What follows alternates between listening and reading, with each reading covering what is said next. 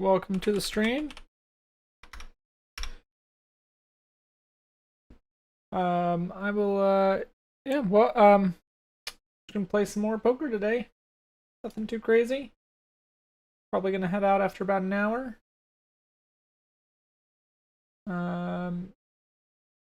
Yeah. Our graph is from yesterday, so it should update shortly when I get a hand in.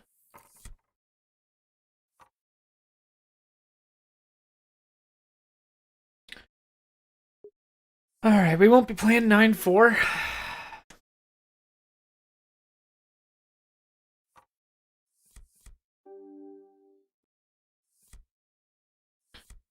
Alright, it's nice that we have a full table though. Might be able to actually get some hands in, interesting hands in today. One can hope.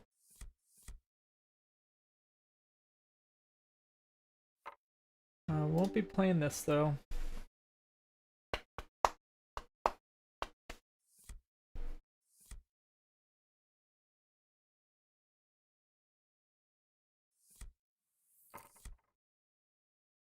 All right.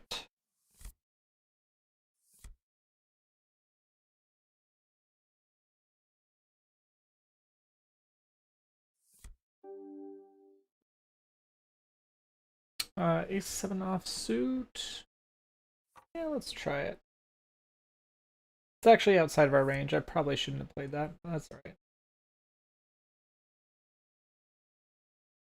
Being the new guy at the table, maybe we get a fold? No, we don't. Small blind calls. So we got to be worried about that. Small blind probably has us beat in terms of ranges. Well, although we did call and not re-raise me. I think we'll check it for pot control. We don't really have a lot of equity here. We're just hoping for an ace, basically, or two more diamonds. We don't get either. We're pretty much beat here. We just check through. And still nothing. Basically just have ace high here. Yeah. Pair of sevens wins it.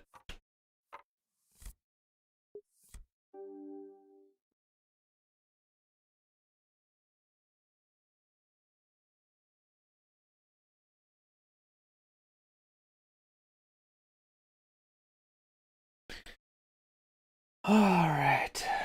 So off to a good start so far.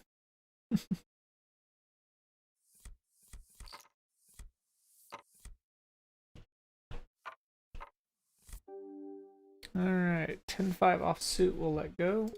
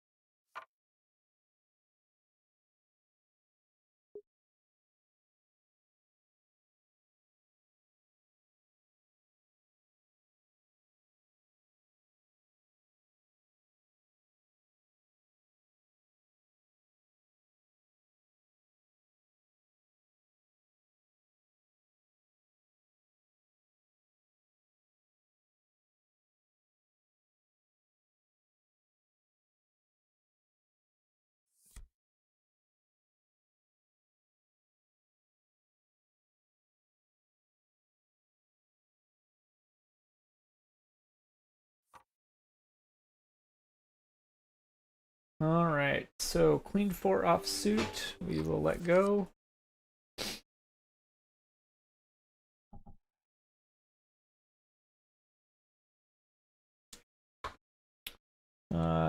Yeah, not much to write home about here. Kind of curious if Streamlabs is actually using my video card to compress, and it looks like it is.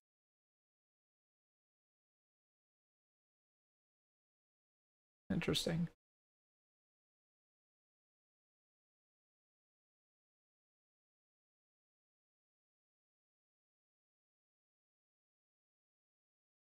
Okay.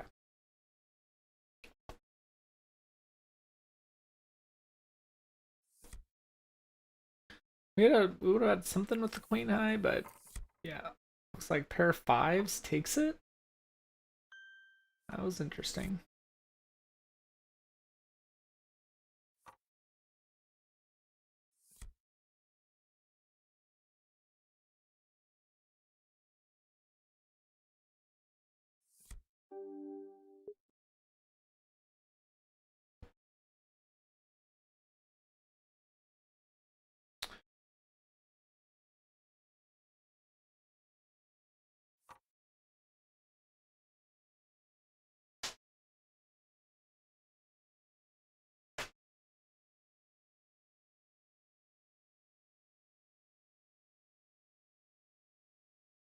All right.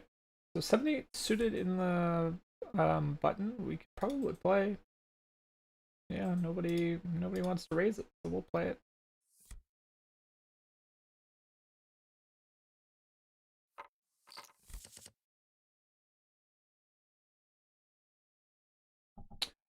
Now this is interesting.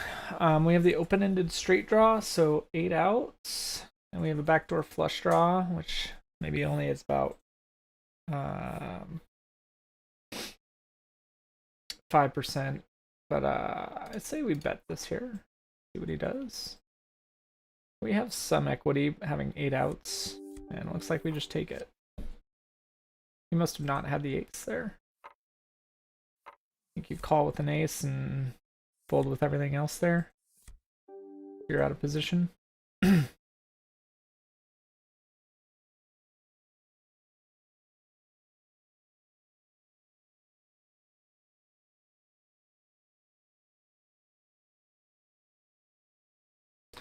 I guess I also, well, I see bet. I didn't donk bet, right? Because I was the previous aggressor. But still.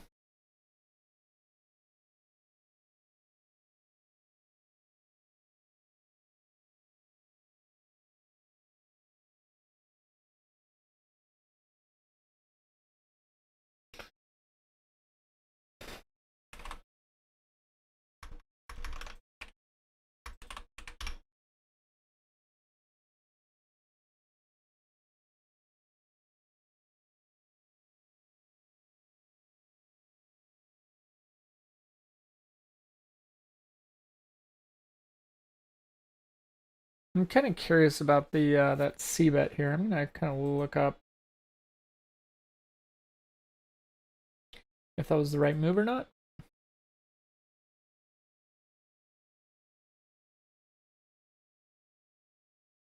Yay, poker robot learning time. Yeah. Yeah, I mean, it's kind of interesting. I was doing some studying today, and the section was like professionalism, so it's kind of like the mental side, like the meta mental side. Um, fours here. Let's ask the RNG. 50 or above, we'll play it. Nope. Okay. Um, and he was basically saying like you should be reviewing at least two hands from every session, which I admit I used to be doing pretty good at, especially when we would do like explanation time on the stream, but have been kind of slipping on that. So realized I need to be more explicit about my studying. And but the other thing he was talking about was if you're not really sure like what to study for a hand, like you could just or if like you're not really sure where to start, um just like look up the section in the study material for whatever you're kind of curious about. So in this case, kind of I was trying to remember c betting, and I'm kind of curious like if we're out of position but we were the if we're out of position post flop but we were the pre-flop aggressor, should we be checking more or betting more? And I think normally the solver doesn't really take into account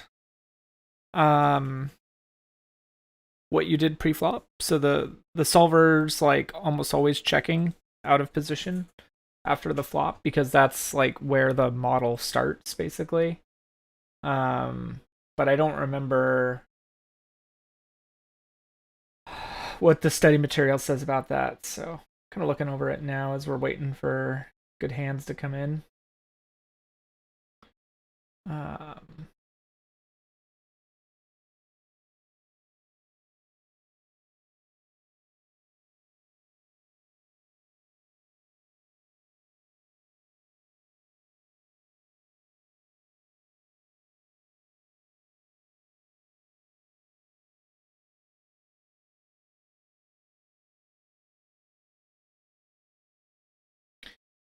yeah, I don't know if I've actually have that answered in my notes. That's something I think I need to look up and study a little bit.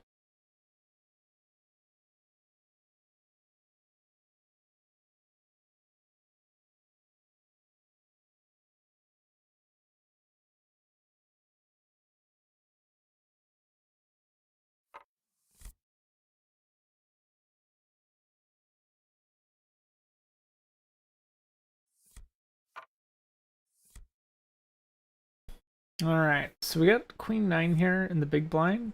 We'll go ahead and check it. And kind of missed the flop there. We have a backdoor flush draw. I think I'll just check.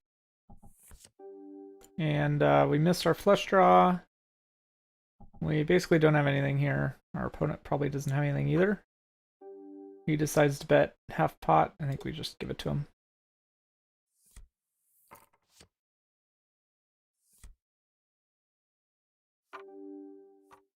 We pretty much just kind of whiffed that. All right. So 5-3 in the small blind. RNG says we could make a play at it if it folds to us. But seeing as we have a limp behind us, we or we let it go.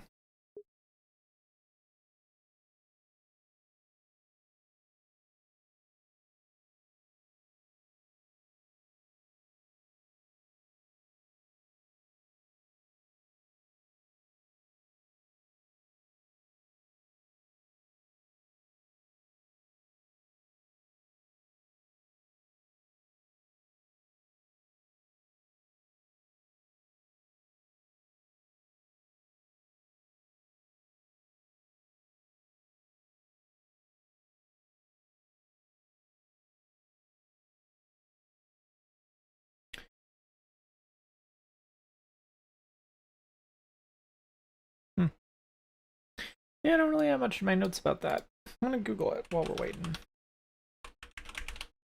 Out of position C betting. Now King 3 on the button, with a limp, I think we let it go.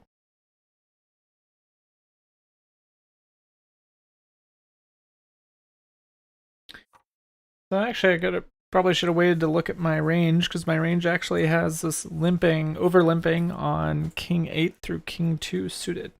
And actually realized that. That's all right. I think we would have had bottom pair here, so probably wouldn't have had a great flop anyways.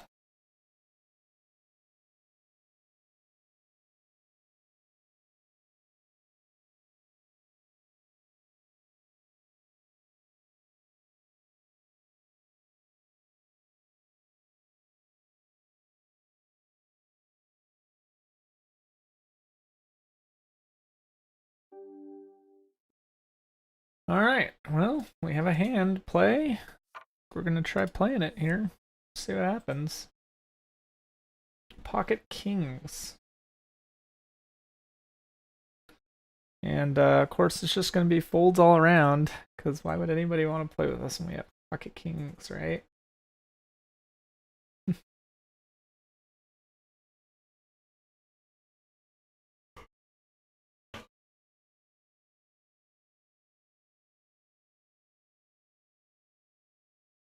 Well, this small blind times out.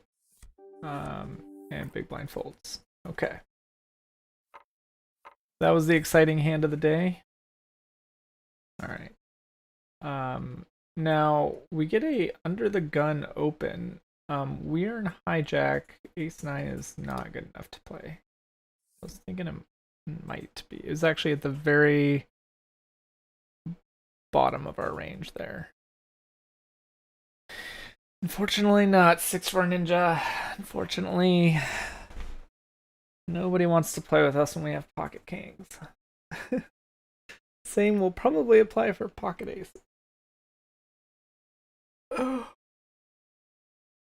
So we go back into waiting pattern. I'm looking up c-betting out of position.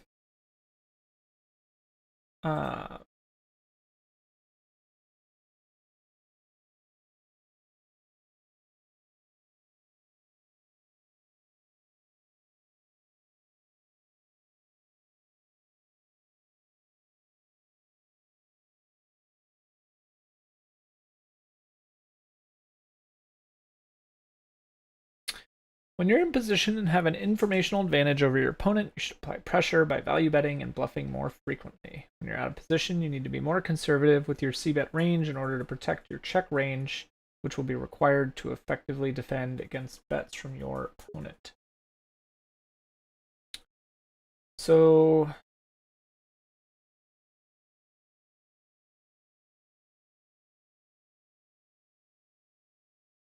playing our entire range more conservatively mitigates the in-position player's informational advantage because it keeps our range disguised and protected. The out-of-position raiser has a range advantage against the capped range of the in-position caller, but that usually isn't enough to overcome the informational disadvantage.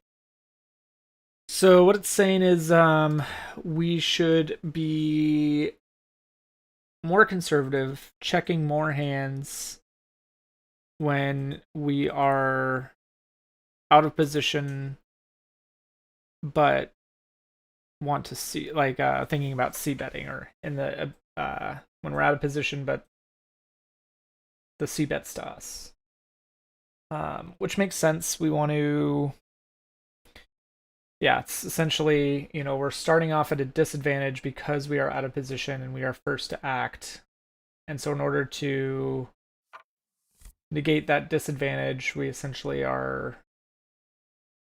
we play more conservatively in order to disguise the strength of our hand.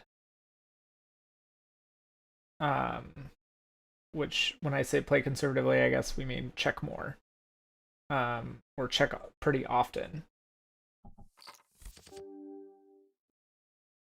All right, so here we were in big blind. We just checked. It was just limps all around. We didn't have anything to play with, so we just checked, and our hand continues to be pretty much junk at this point, so we would just fold to the first bet. We have no straight draws, 9 high with 2 face cards on the board, so we're gonna let this go, obviously.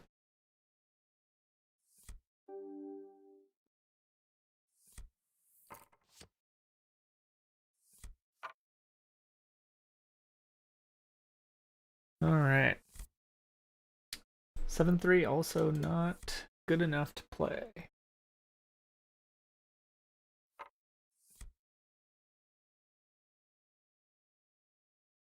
I'm gonna reinstall my note, or upgrade my note program here.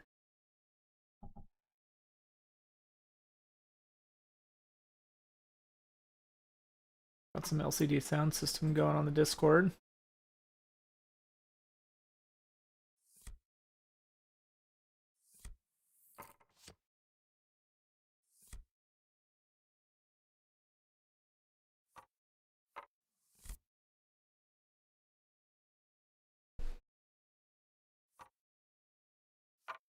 And 10-4 offsuit, not going to be good enough to play yet again. We're at 16% hands played so far, so we're just not getting good cards yet. That's all right. We should be playing, you know, I think generally it's like we should be playing a couple hundred hands at least in order to like overcome the randomness. I mean, even a couple hundred hands is pretty low. Normally, someone in my position, I think, would be like multi-tabling to try and just get more hands in. But so the goal is that we will be multi-tabling once we get our bankroll up to 150. We took a bit of a hit over the last few weeks. We were at like one. Let's see what we were at. We were at 146 was the highest. Sorry, 148 at the highest, and now we're down to 136. So it's about 2 buy-ins down from our peak. So we're hoping to just climb our way out of that hole slowly but surely. In the long run, 2 buy-ins is not very much, and it's definitely like within randomness. I think we fold that here. Yeah.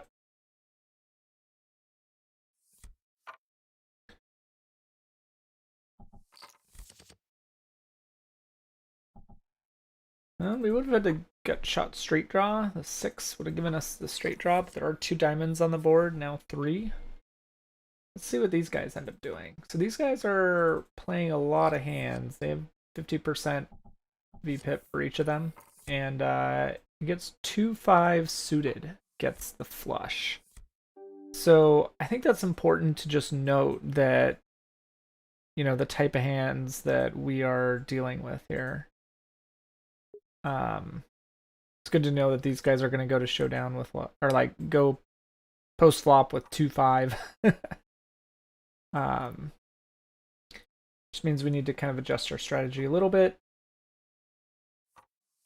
Means we can probably afford to get a little more aggressive pre-flop, and then we need to be a little more conservative post-flop when they, like, knowing that they have probably whatever draws on the board, they're going to go for it, basically. I mean, that guy had 5-2 suited, and he had 2 diamonds on the board, so he was just hoping for the 3rd diamond, and he made it, right? So what we should be doing is trying to, like, if we play, focus on our opening range and stick to it, then we know that we will have better draws, right? Better kickers, things like that. They get 1 pair, they get top pair, we get top pair, top kicker. That kind of advantage.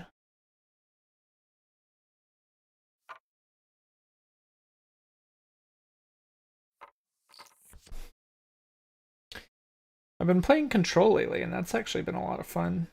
Sorry,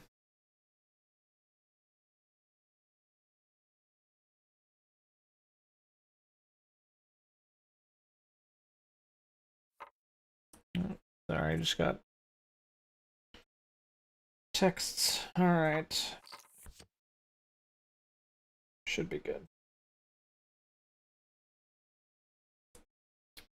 All right, so Jack 5. Obviously, we would not have had much on this board. And out of position bet's pretty big. And better kicker takes it. Pair of kings, better kicker.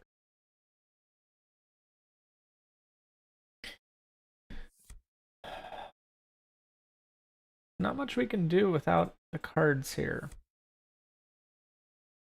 5-10 offsuit.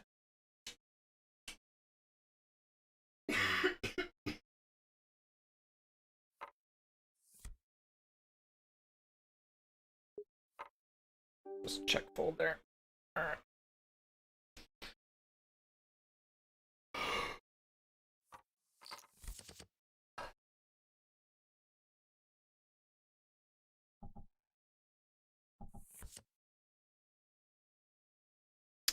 I'll say the sound system makes for some great driving music, by the way. When you got an hour drive. Yeah. I was gonna say from like a Tascadero to AG, but maybe from Fresno to the Bay Area. Listen to the an LCD sound system album, and you'll be good to go. All right, got pocket jacks. Things are looking up. We are in the small blind. We do get open dawn here, so with button opening and we're in the small blind, we are gonna 3-bet this to 9 big blinds here. Let's see what he does. He calls.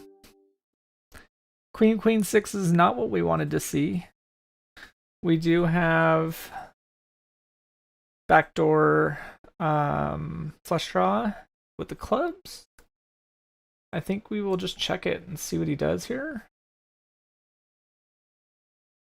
I mean, if he has a queen, he has a speed. If he has pocket kings or pocket aces, he's doing pretty good here. So it's definitely possible he has a queen here. If he has like ace X, then we have him beat. I think I'm going to call a less than half or a little right around a half pot bet. The 4 should be a dud. Let's see if he continues to bet this. He does. That's about a 1/3 pot bet. So that could be like a value bet to try and string me along if he has the queen. So if he has aces, kings, or queens, he has his beat.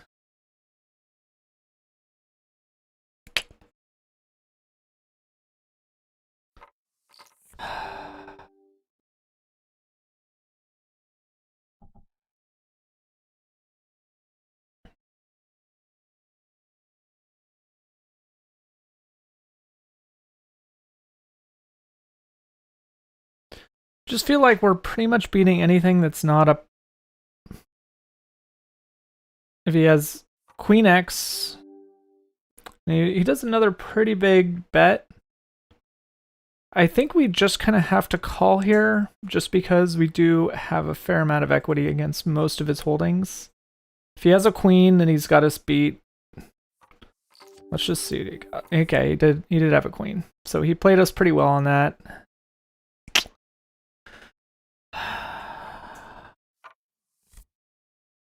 And now we get the king queen offsuit.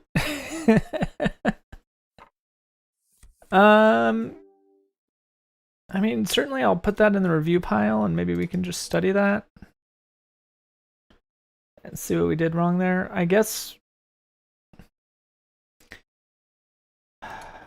I think I just have the habit of not believing these guys when they are triple barreling. Not sure why he's going all in. A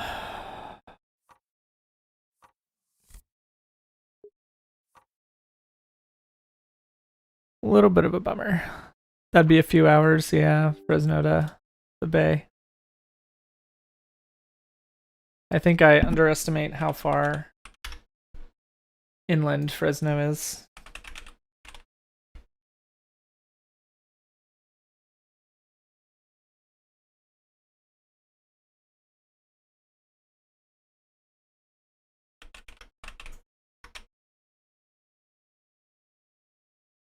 Oh, wow. I did not realize how far away it was. I thought it was directly... I didn't realize how far south it is. It's like 2 hours south and then an hour and a half east or west, whatever. The Google Maps says it's a 4-hour drive. Did not realize that.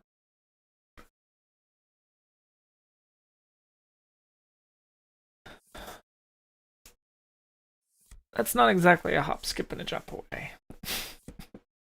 It's more like a planned multi-day trip. Okay.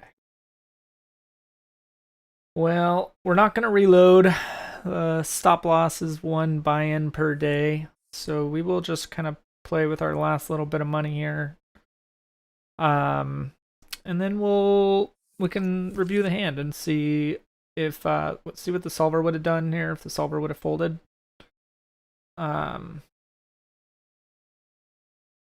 take a look at Flopzilla and see what it thinks.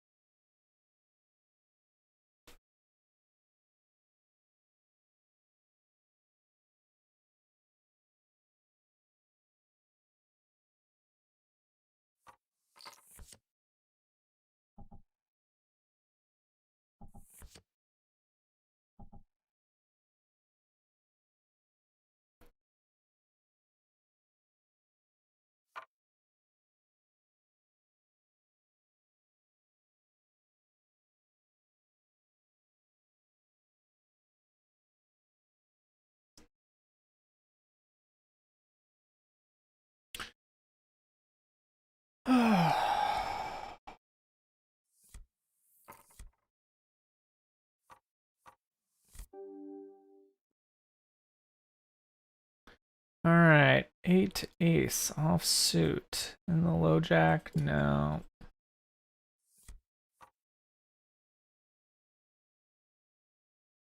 Okay. Well, debating if I should just stop now and just analyze the hand. Probably just more tired than I think I am.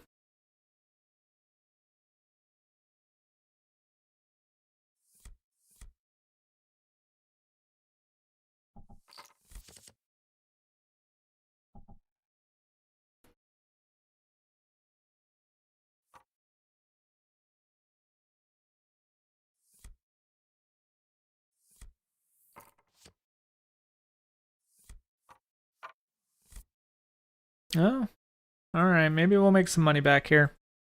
Let's find out. I mean, the best we can do is double our buy-in, right? I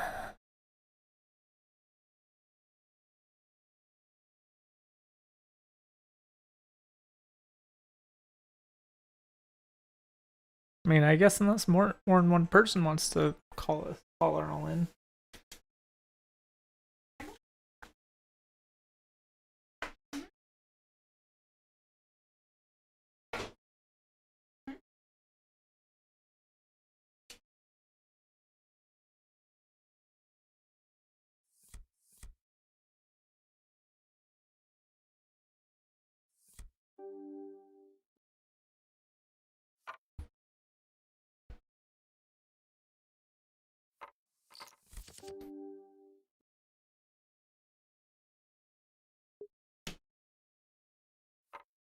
All right.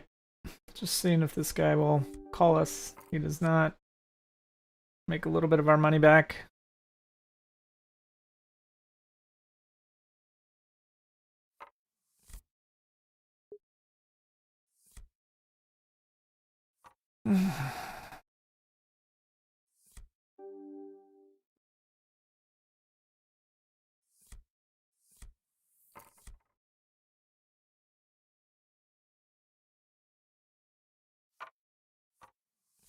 All right.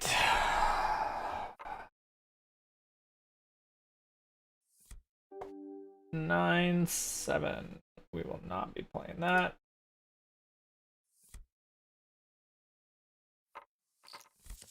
I think is it safe to say we've been mostly card dead? Oh, the straight flush draw on the board for us. Open-ended straight flush draw. That's impressive. We would have gotten it. We would have gotten the straight flush. 7-9 is not a hand we would normally play. That's brutal. Just brutal. Probably wouldn't have gotten any money out of it anyways, so I don't feel too bad.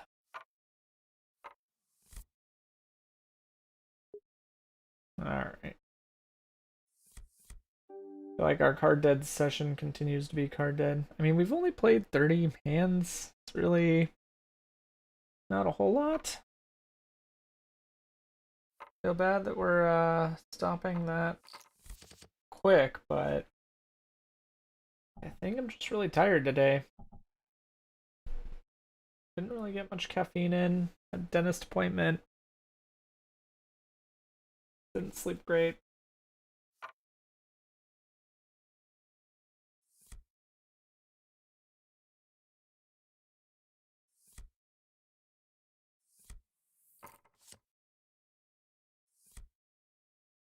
All right.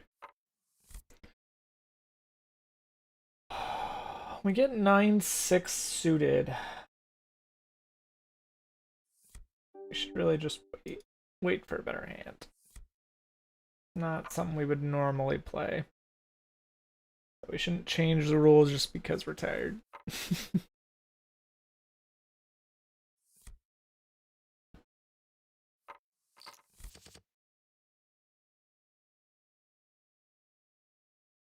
So is matching the big blind to see the flop more often just too much risk? See, well, if you are the last to act, then most of the time you should just call. I think we raised in that spot with the queens because we wanted to just get as much value out of the hand as we could. But most of the time, if you call, and there are people ahead of you to act, the chance of them raising you is big enough that you probably should have just raised in the first place. Because what's likely going to happen, like, yeah, man, got like brain fog this today. Yeah, basically, like if you have a crappy hand and you decide to call, and then someone ahead of you raises, then most likely you're gonna have to fold because your hand is too crappy to justify the extra amount of money. So you're kind of hedging against that event, that likelihood, and basically like, and so that's how positional advantage like comes into play. Like if you are first to act and there's 6 people following you, then there's 6 different chances of somebody raising you, right? If you just call the big blind. But if you were last to act, or maybe like second to last, or third to last to act, there's a lot less chance of someone raising you. So so calling is a little less dangerous, but basically you're even if you are the dealer, because the small blind and big blind get a chance to raise after the dealer chip goes, then even as the dealer, which is the last to act in all the other rounds, but pre-flop he is third last to act. And so I think we're gonna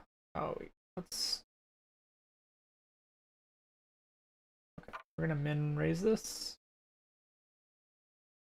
I think I'm fading here, so I think this is probably should be the last hand. I was kind of confused by what was going on there. So we are in a multi-way pot with a three threes.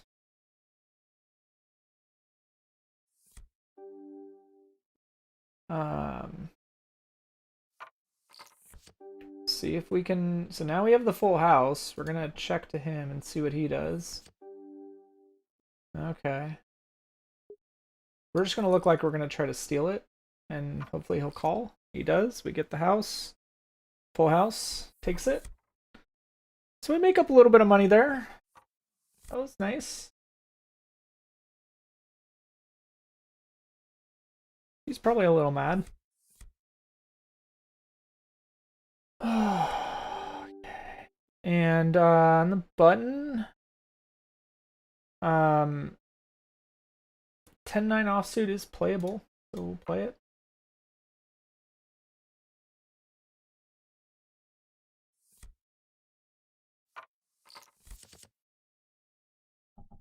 And we have the open-ended straight draw, so I think we bet this here. We'll just bet small.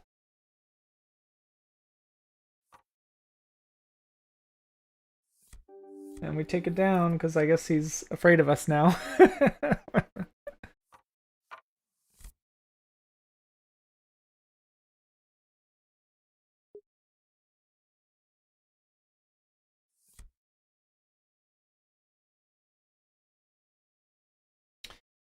Yeah, I mean that's basically the theory is that you are hedging against somebody raising you. So if you have a good enough hand, you should be raising it for value, meaning like you want as much the percentages are on your side, so you want as much value as you can out of what the hand you have, right? And so you should be raising it in order to try and generate value for your good hand, your good chance of winning.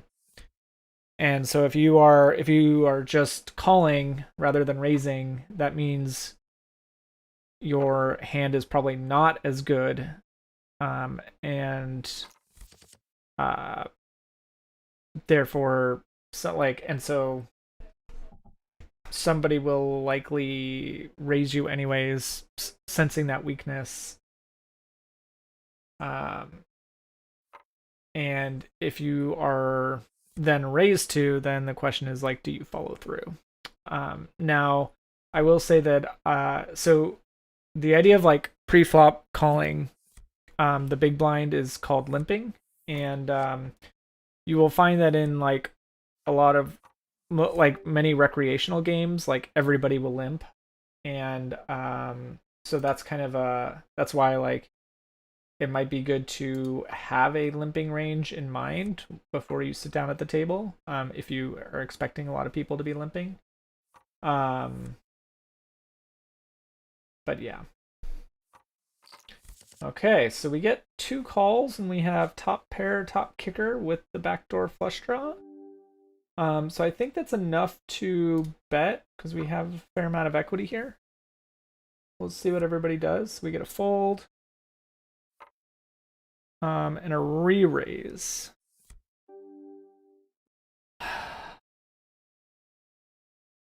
This is one of those like, do I believe him again?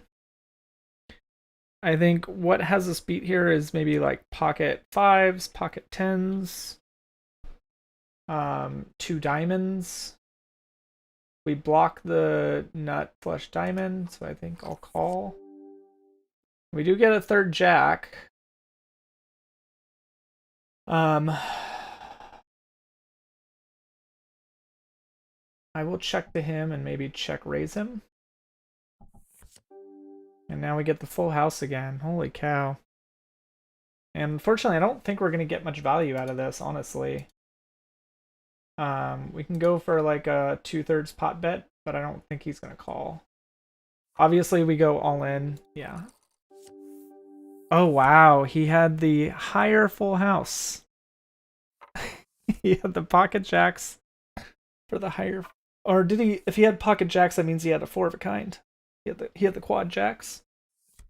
Let me take a look at that. I mean, if you're gonna lose your buy-in, quads versus full house, not the worst way to go. So we have ace jack. He calls. So there's a jack on the board. We bet it. He re-raises because he has trip jacks here. We call. The fourth jack comes up. He checks. I check, he checks. Ace comes out. No, he had pocket jacks. Oh no, he had pocket aces. Okay, you're right. So yeah, so he had the higher full house. He had aces over jacks. I had jacks over aces. Yep. House versus house.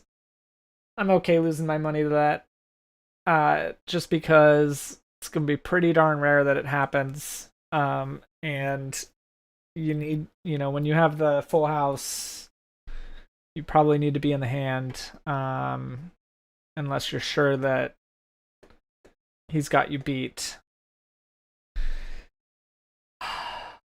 That is gonna be the end of my stream, I think. Well, let's take a look in the Flopzilla and see what Flopzilla thinks about that. I mean, he definitely played that tricky.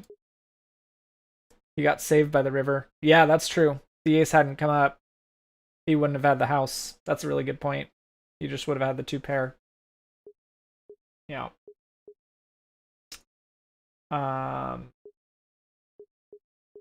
So he just called. He had literally 1 out. He did. That's a really good point. So in the long run, that was a good gamble. It's just, it was a good gamble for me. It's just that he just happened to have it.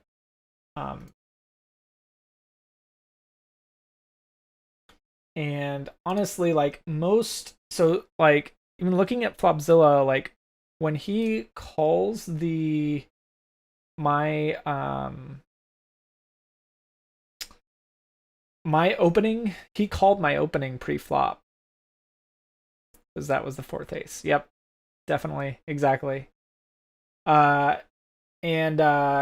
So normally, like, you wouldn't expect someone to have aces there because he called, and he should have, like, normally you would re-raise in that position if you were him. So that's a little weird.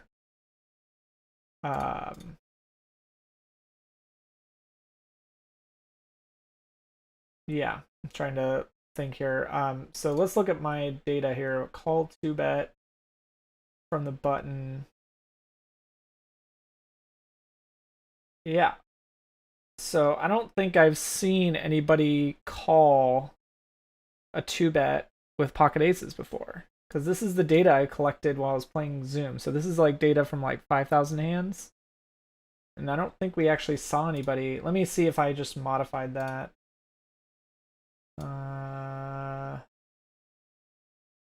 Let's see here.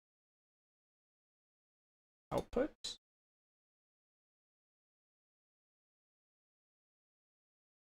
We're gonna close this.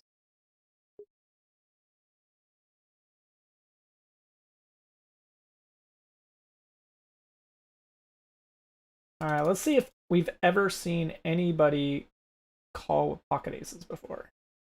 That's my question. Call a 2-bet. Yes. We've seen about 4%. Can you see that in the stream? Yeah. Of hands we've seen in that position where pre-flop someone bets and it's to the dealer. This is the percentage that they call, and and so this is scaled. So the most common call we've seen is pocket 3s, and then rounded to the 5%, and pocket aces only calls in that position 5% of the time. So he definitely tried to play that tricky. And then I think when he, let's see what Flopzilla thinks about the actual. Okay, so if we take this data and then we include like weight of like 30% for pocket pairs. All right. So let's say this is his range. Make this a little more sensible here. Okay.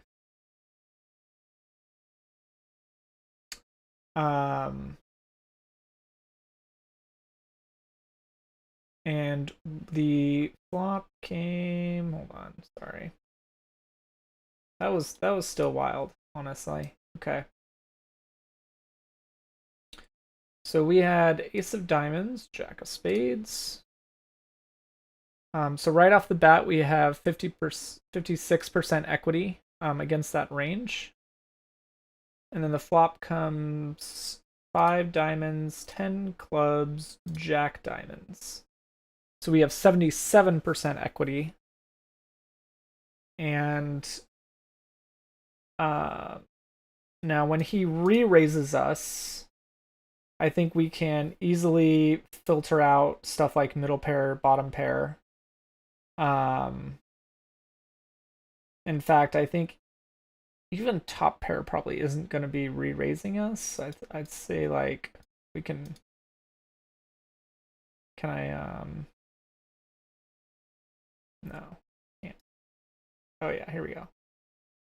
So I'd say like even top pair is only going to be re-raising us like 50% of the time. All right, so if we filter on that, our equity is 43%.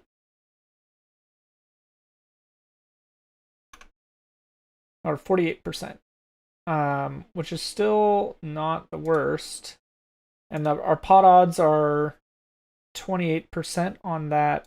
When he re-raises us, he's giving us 28% pot odds, and we have 48% equity, so it's still a decent call. So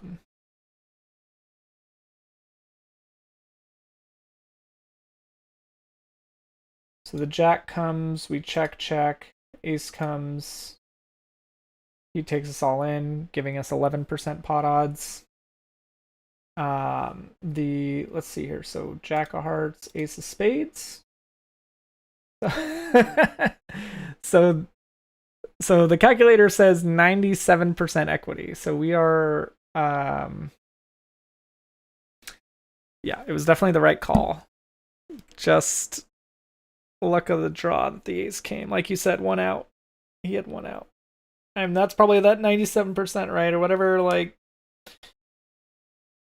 Yeah, anyways. The chance that is that one combination in the deck where he has aces and there's an ace on the board and a pocket pair on the board. So anyways, thank you for watching 6-4 Ninja. Have a good rest of your day. I'm going to peace out.